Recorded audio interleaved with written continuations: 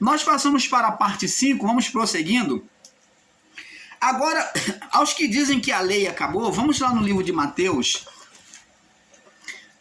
Nós passamos aí para a parte 5 sobre o tema a lei existe até a morte. Estamos na parte 5 agora. Mateus capítulo 5, no verso 17. Agora, vamos para completando o entendimento. O irmão Paulo está explicando pautadamente para que você tenha um entendimento perfeito da Escritura. E você deve procurar na Bíblia, tá? Você não deve confiar diretamente na palavra do irmão Paulo, não. Você deve conferir para ver se o irmão Paulo está correto, tá? O irmão Paulo ensina isso. Você não tem que confiar em mim. Isso daqui é uma participação de entendimento, de conhecimento bíblico. Cabe você examinar a Escritura. Examinar a Escritura porque vocês têm o cuidado de ter por meio dela a vida eterna, disse Jesus. Então, Mateus capítulo 5, verso 17. Vamos conferir aqui o que diz aqui a palavra aqui. Diz aqui, ó. Mateus 5, no verso 17, diz assim: não cuideis que vim destruir a lei e os profetas. Não vim destruir, mas vim cumprir. Então, Jesus não podia destruir a lei porque era destruir o próprio reino de Deus. E Jesus disse que um reino dividido não subsiste. Como é que Jesus viria para acabar com a lei? Como muitos irmãos estão ensinando aí que a lei, Jesus acabou com a lei trazendo a graça. Não. Lá no livro de João diz que a lei foi dada por Moisés. A lei é o quê? A lei é o quê? A árvore do conhecimento. A lei é o quê? As verdades de Deus que foi dada a Adão, foi dada a Abraão. Então, essa lei, que era a voz de Deus, ela veio por Moisés, agora escrita na pedra. Ela veio por Moisés. Mas junto com a lei, agora diz que a graça e a verdade que é a lei, veio junto com a verdade, com a lei, veio o amor de Deus, a justiça de Deus. Então, o amor manifestando a justiça de Deus. Então, agora Deus uniu a graça com a verdade. Você está entendendo, abençoado? Então, temos que entender isso. A lei sempre existiu. A lei sempre existiu. Ensinar ao contrário tá equivocado, né? Vamos entender agora, como vimos, os dois Adão. Agora eu vou falar sobre uma coisa aqui. Como vimos aí, Adão, ele se suicidou. Preste atenção. Opa, irmão Paulo, explica isso direito. Vou falar assim. Adão, ele cometeu um suicídio, porque uma vez avisado por Deus sobre a morte, Adão duvidou. Adão, ele e a sua mulher, Eva, se suicidou. Por quê? Eles se suicidaram porque eles sabiam que iriam morrer. Se o Criador conversava com eles, formou ele, deu a mulher a ele viu a veracidade do poder do Criador, todos os dias estava com o Criador. Se o Criador disse que eles iriam morrer, por que eles desobedeceram? Logo, se ele desobedeceu, como ele desobedeceu, ele cometeu um suicídio, porque Deus falou que certamente morrerá. Deus não falou apenas que ia morrer, mas ele falou, é certo de vocês morrerem. Morreu espiritualmente. E a falta do espírito acendendo a vida do corpo, né, com o espírito apenas fumegando sobre uma vida inicial dada com o corpo apenas fumegando, com a vida do corpo apenas fumegando, dada pelo espírito numa vida inicial, o espírito agora tendo apagado. Então, agora a vida do homem seria como uma tocha fumegando. A vida do corpo do homem seria como uma tocha fumegando, apenas com um tempo e uma limitação. Limitado ao tempo, limitado às coisas da vida. Então, o homem teria uma limitação de vida. O homem ficaria doente, o homem morreria. Então, a ausência da vida do espírito aceso, gerou a morte física, geraria, após a morte espiritual, a morte física. Então, o primeiro Adão cometeu suicídio, porque ele foi avisado que ia morrer.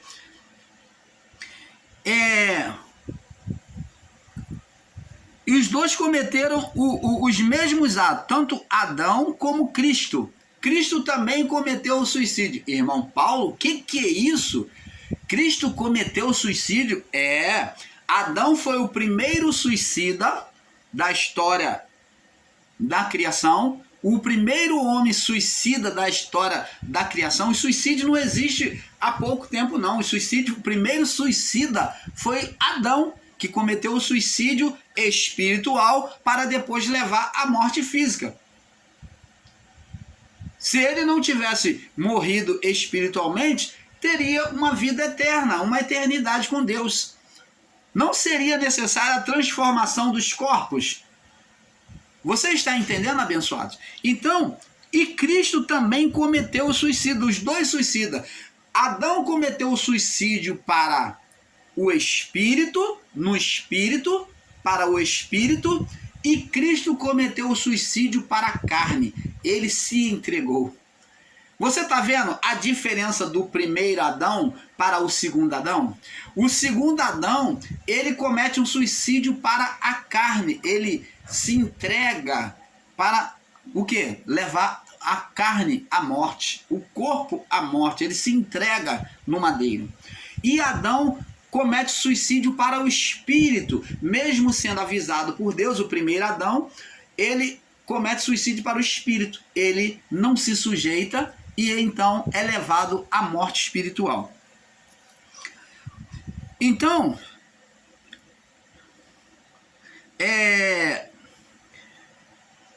amados, a árvore da vida, como já falamos,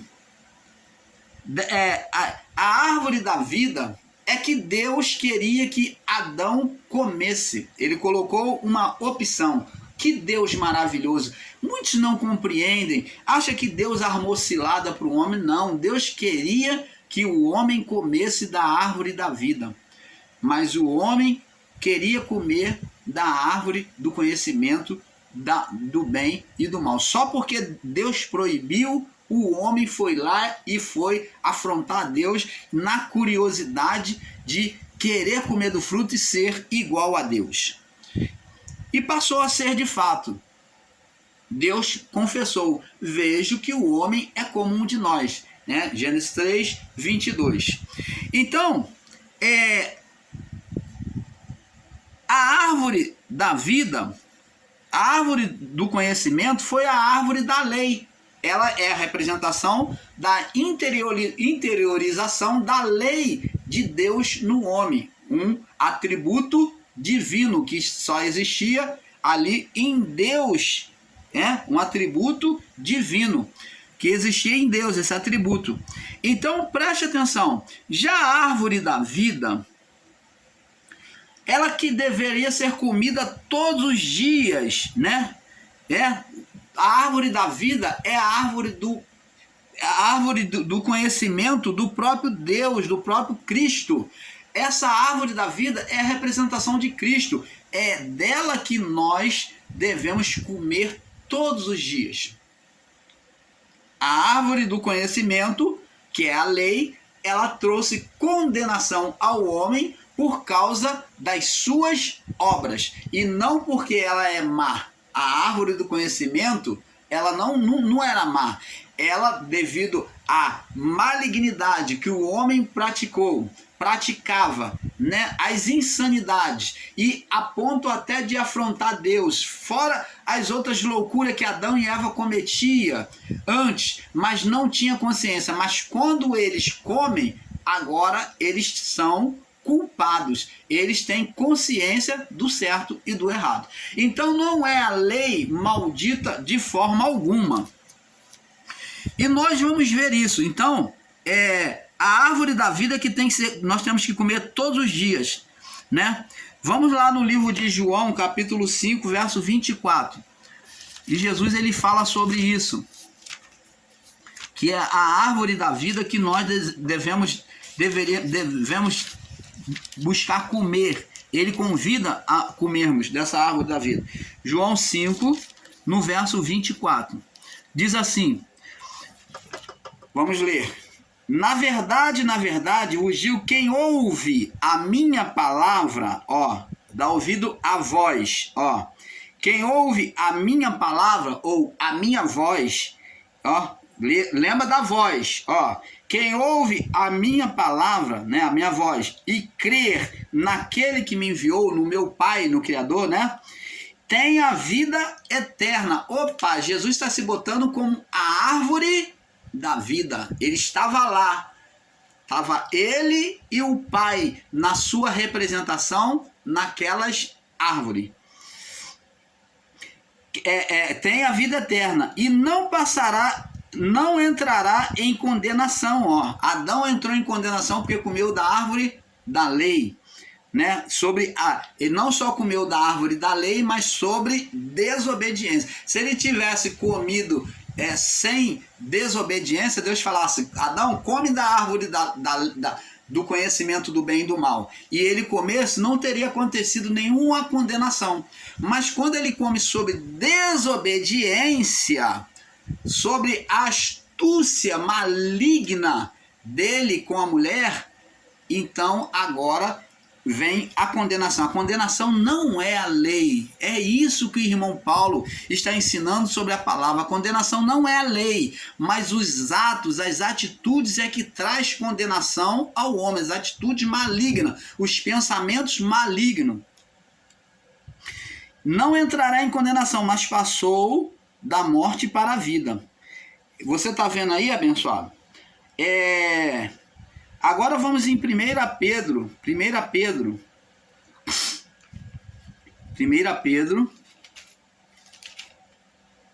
no capítulo 1:19. 1 Pedro, capítulo 1, no verso 19. Mas com o precioso sangue de Cristo, como de um cordeiro imaculado e incontaminado, o qual, na verdade, em outro tempo, foi conhecido ainda antes da fundação do mundo. Então, o sangue que foi derramado lá para sacrificar o animal e fazer a vestimenta para o homem, ele aqui está falando, Pedro está falando que esse sangue foi conhecido antes da fundação do mundo. Qual o sangue?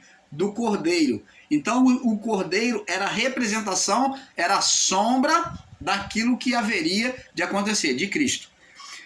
Foi conhecido antes da fundação do mundo, mas manifestado nesses últimos tempos. Ó, toda a representação do cordeiro na lei e lá na criação, né, no pecado de Adão e Eva, foi a representação e manifesto nos últimos tempos, por amor de vós.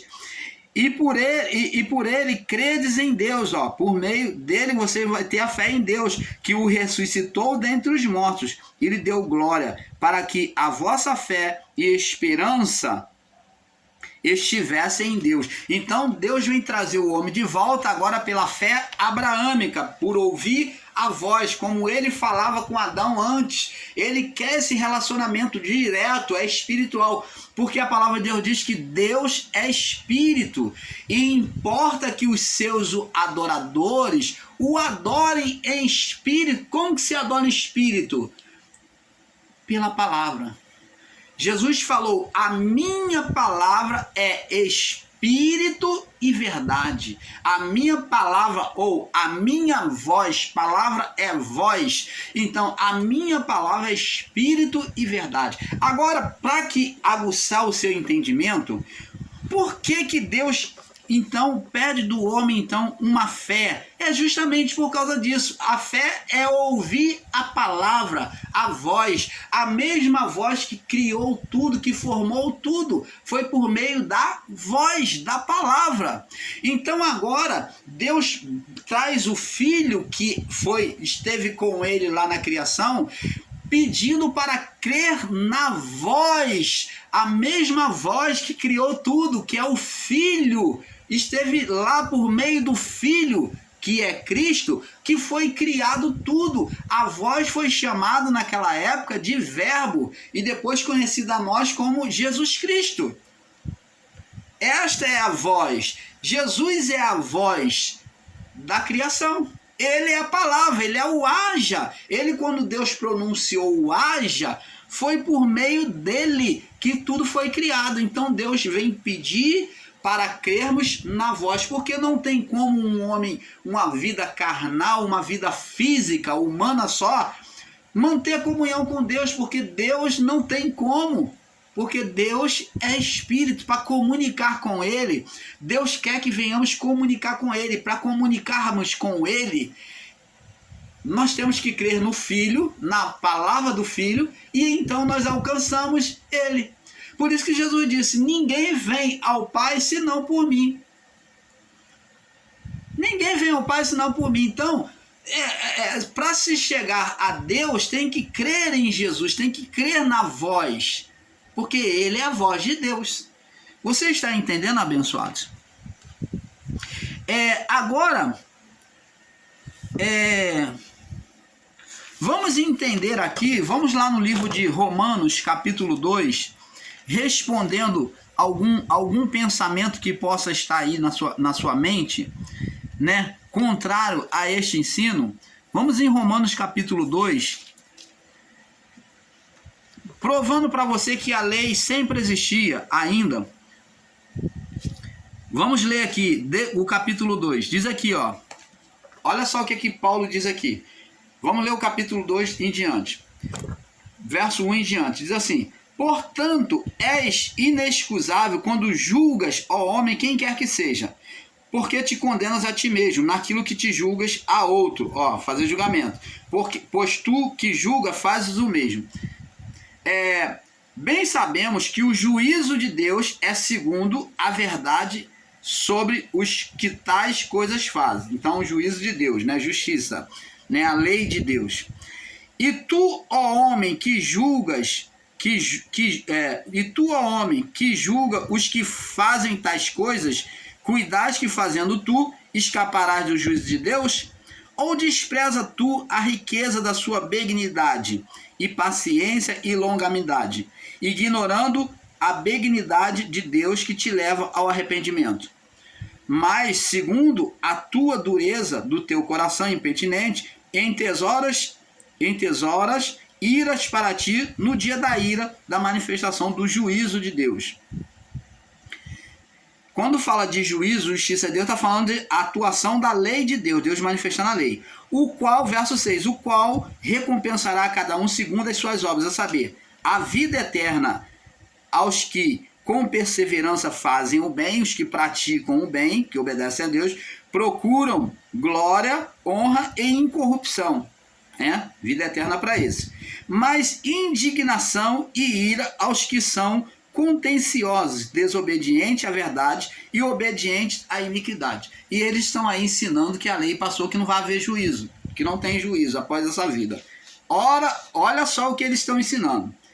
Verso 9. Tribulação e angústia sobre toda a alma. Ó, juízo já sendo manifesto nessa vida. Ó, também, ó.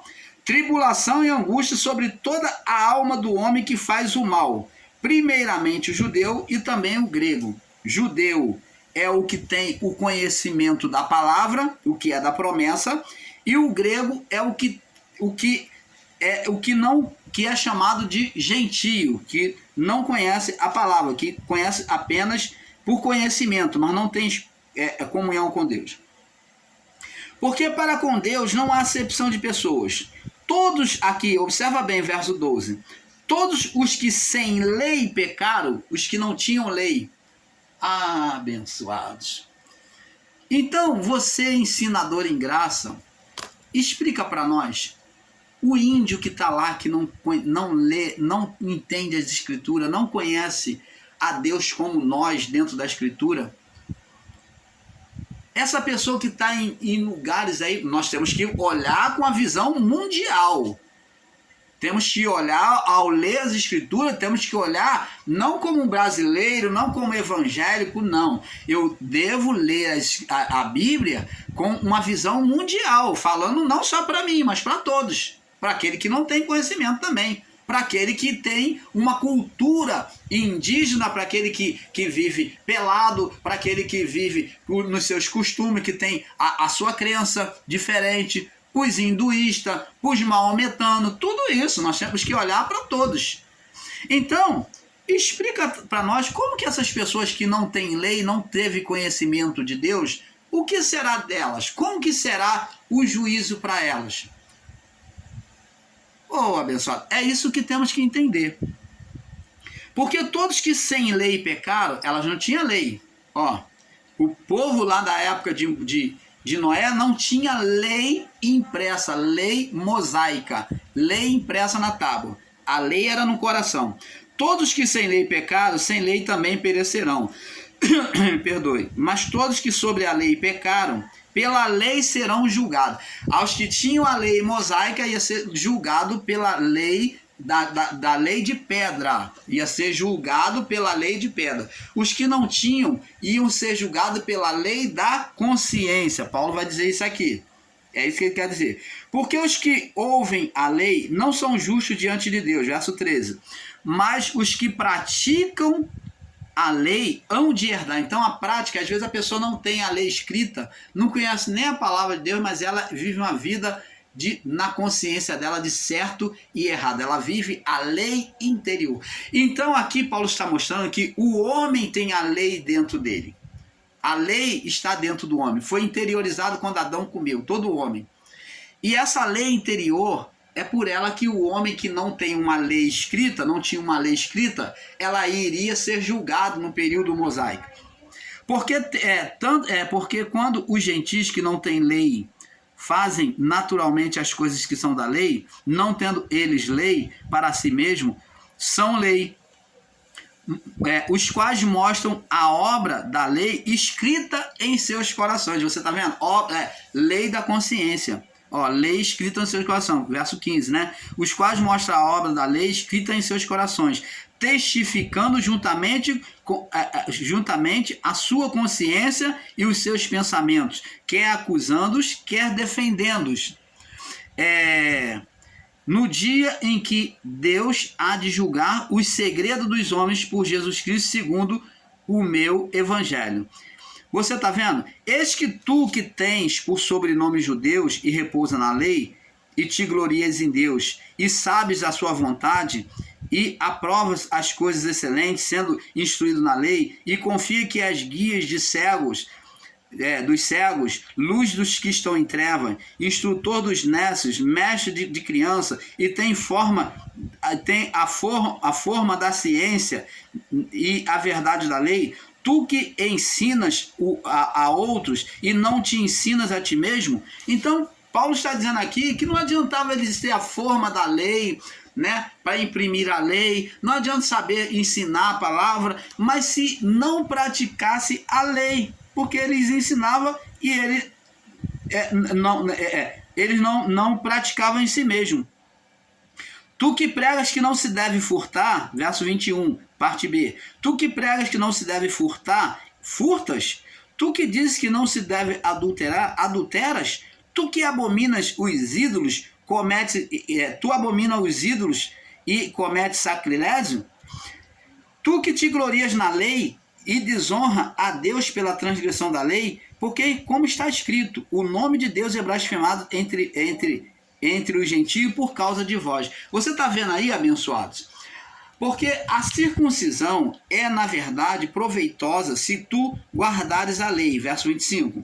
Mas se tu és transgressor da lei, tua circuncisão se torna incircuncisão. Pois se a incircuncisão guarda os preceitos da lei, porventura a incircuncisão não será reputada como circuncisão? Então, os judeus, eles tinham mania de que, porque era circuncidado, que era o pacto de separação como povo de Deus, que era a circuncisão, que era do prepúcio, né, do homem, a partir dos 8 anos. Então eles se garantiam na circuncisão, era uma forma de pacto, de batismo, usado naquele período mosaico, né, a partir de Abraão, e foi trazido a circuncisão. Então agora ele se confiava nisso. E Paulo está dizendo, ó, se aquele que não é incircunciso, ele vive de acordo com a lei, ele também não vai ser aceito como circunciso? Ora, ele não é circuncidado, mas ele vive uma conduta correta diante de Deus, ele não vai ser considerado um circunciso? Então, Paulo disse isso. Aí verso 27 ele diz assim: e a circuncisão que por natureza o é, se cumpre a lei, não te julgará porventura a ti, que pela letra e circuncisão és transgressor da lei? Porque não é o judeu que é o que é exteriormente. Então, judeu para Deus, os povos separados santos, não é o que é exteriormente, nem a circuncisão, o que é exteriormente na carne, no corpo. Mas é judeu, é povo santo, o que é interior, no coração. É considerado judeu para Deus, o povo santo, o que é no interior. E circuncisão, o que é do coração. É essa circuncisão no coração que Cristo veio fazer, ouvir a voz de Deus, fazer o povo crer, ouvir a voz de Deus, como Abraão, que foi o pai referencial dos que ouvem a voz de Deus, dos que recebeu a circuncisão no coração. Essa foi a referência, e Cristo imitou Abraão, se sujeitando ao batismo de João, ouvindo a voz do que clama no deserto, disposto a ouvir os mandamentos, cumprir a lei nele. Abraão também, disposto a cumprir a lei de Deus, renunciou à sua terra, entregou o seu filho lá no monte Moriá.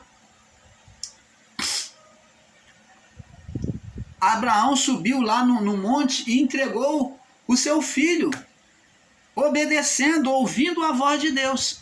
Então é isso que temos que entender, abençoados, que essa circuncisão que é do crer. Por isso que Jesus veio trazendo o crer. O crer é ouvir a voz de Deus para voltar à comunhão adiana antes do pecado, porque esta é a comunhão que Deus espera dos filhos. É ele falar e o filho ouvir, é ouvir a voz das palavras de Deus, é ter sensibilidade em ouvir a Deus, não sendo carnal, não vivendo debaixo da condenação, da maldição da lei.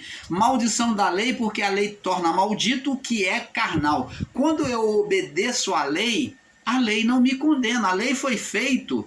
Assim como o azorro e o chicote foi feito para os lombos do burro, do cavalo, assim a lei para o tolo. Assim a lei para o tolo. Para o quê? Para a correção. Para açoitar. Ela só açoita quem é rebelde. No livro de Provérbios diz isso. Ela é um açoite para o tolo. Para o justo, ela é perfeita e boa. Paulo diz: a lei é boa e perfeita. Paulo nunca condenou a lei como uma lei maligna. A lei é um dos atributos de Deus. É isso que temos que entender, abençoado. Vamos prosseguindo aqui. O pecado não foi aniquilado na cruz. Aliás, o pecado foi aniquilado na cruz, o que dominava e escravizava a mente do homem. O pecado que foi aniquilado na cruz foi aniquilado. O pecado foi aniquilado. Esse pecado foi aniquilado. Mas qual o pecado que foi aniquilado? É a herança de pecado adiano, a dominação da mente. Ninguém mais tem desculpa de dizer: o diabo me usou, como falam aí, o diabo me fez fazer isso, foi o diabo, irmão. Diabo não, foi a sua própria vontade. As pessoas evangélicas, principalmente religiosas, elas logo quando faz o mal, elas logo atribuem ao diabo, ao ser espiritual.